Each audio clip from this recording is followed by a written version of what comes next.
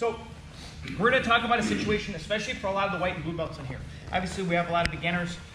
One of the things you're going to run into, both against a beginner opponent or against a more advanced opponent who just feels that they have confidence in their escapes, is that as you go for a choke, they're just going to start pushing you away with a stiff arm. Again, I would never teach you defensively to do this, but I see it all the time with the competition as well as training, because they feel they can just get your hips farther away enough and explode through.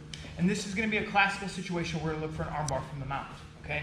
Now we want to make sure that when we go for the armbar from the mount, it's at the right time, it's giving me the arm, but two, that we're doing the right mechanics so that we don't lose the position going for the armbar. So this situation is going to be often when I start going for the choke, I get the first hand in, and Jesse starts stiff arming me with the arm on the same side I'm going to choke with. So I'm going to go for the choke, my hips are going to come forward, and he starts to push away this way. So he's trying to not let me go for the choke here, and if I try to go for the choke too much, he can bridge into me now, and he can actually turn me over and go for an escape. Okay? Again, like I said, I wouldn't advise this as a great escape because, again, it's giving up the arm, and as well it can be giving up an angle to choke. But as a new person, when your base isn't confident, you're going with someone strong with a good bridge, this can be a real issue. So this is where we're going to go for a straight armbar from the mount position. So again, I'm going to get my arm in, and again, key, I'm bringing my hips with me. If I'm trying to choke from back here and my hips are back and they're not engaged, I'm going to lose my control. So I need to make sure that my hips are coming forward. So as I go for the choke and he starts to push on my arm to defend, it's going to allow my hips to slide up. So I'm going to reach across, I'm going to slide my knee high. You notice because my hips were elevated because he was pushing me, my knee can get all the way up to his head. My right hand stays in his lapel and hasn't lifted. From here, I'm going to sit back to my right leg, and as my weight shifts from my left butt cheek to my right butt cheek, my right leg turns in. So it went from here to here. So now my arm bar is loaded up.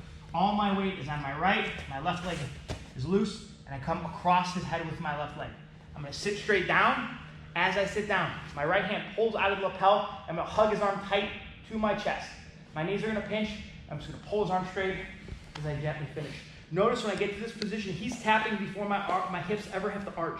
The tap is just from the extension of the arm. If you have to do one of these and arch, that means we're not tight. So as I get here, I need to hug the arm.